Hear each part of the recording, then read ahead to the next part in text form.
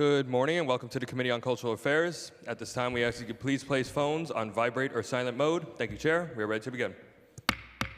Good morning. I'm New York City Councilmember Chi Osei, Chair of the Committee on Cultural Affairs, Libraries, and International Intergroup Relations. My pronouns are he, him, his. Today, the committee will both vote and hear on one piece of legislation as well as a vote on two additional pieces of legislation.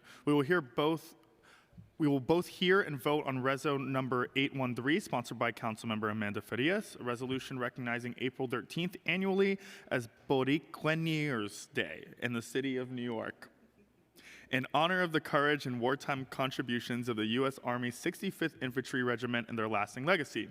And we will also vote on proposed intro number 1184A, sponsored by myself, a local law to amend the New York City Charter in relation to requiring the Commissioner of Cultural Affairs to report annually on department funding of art and cultural organizations and institutions, and Reso number 586, sponsored by Councilmember Natasha Williams, a resolution designating May 10th annually as National Pan-Hellenic Council Day in the city of New York to recognize the contributions made to social change by members of 9 Black sororities and fraternities known as the Divine Nine. Now I would like to welcome Councilmember Farias to provide remarks on her legislation on Boricuenos Day, which the committee is hearing for the first time today. Councilmember Farias.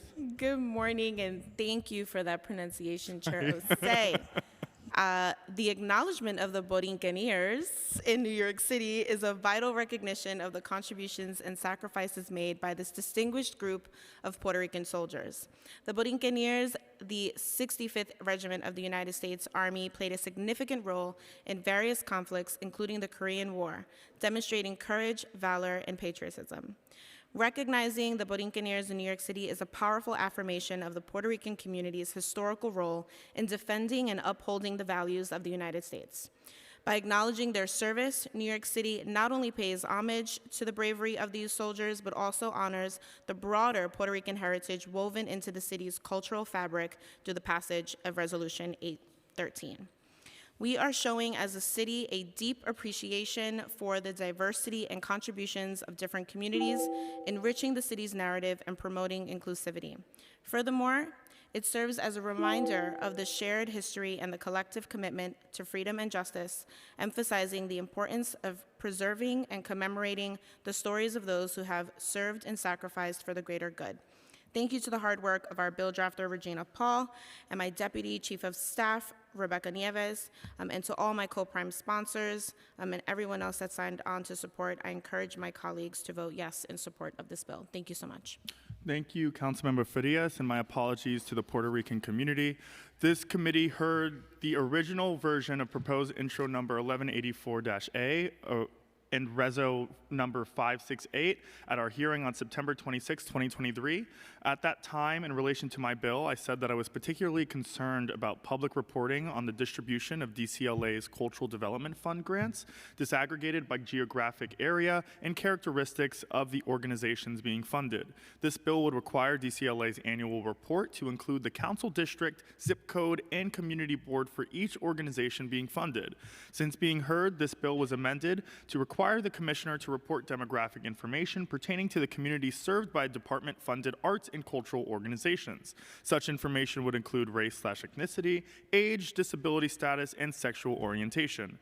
If known to the department, additionally, the Commissioner would be required to report demographic information pertaining to the leaders of such organizations if disclosed to the department for purposes of the report. This report will bring more transparency and insight into the CDF process, a grant that many of our cultural organizations rely on. By having more transparency through reporting, we will be more equipped to advocate for our cultural community and see how effective reforms are.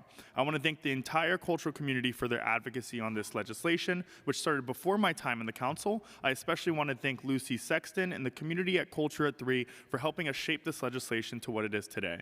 Finally, I would like to thank my staff, as well as the committee staff and others who worked on preparing this legislation, including Naomi Hopkins, my Chief of Staff and proud member of Delta Sigma Theta, May Vutrapong Vitana, my Budget and Policy Director, Christina Yalmati, Legislative Counsel to the committee, who negotiated and amended the bill. Thank you, Christina. Regina Paul, Legislative Policy Analyst to the committee, who drafted the two resolutions, and Sandra Gray, our Financial Analyst. Is there anyone here to testify? Nope. I think we are now ready for the roll call vote. Billy, take it away. Good morning. William Martin, Committee Clerk. Roll call vote, Committee on Cultural Affairs, Libraries, and International Intergroup Relations. All items are coupled. Chair Osei. I vote aye on all. Moya. I vote aye. Thank you. Lewis. I vote aye on all. Dinowitz. Aye. Farias. I vote aye on all. Hanif. Aye. Hudson. Aye. Joseph.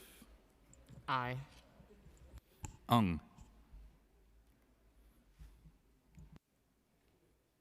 With a vote of 8 in the affirmative, 0 in the negative, and no abstentions, all items have been adopted by the committee. Thank you. And without further ado, this hearing/vote is adjourned.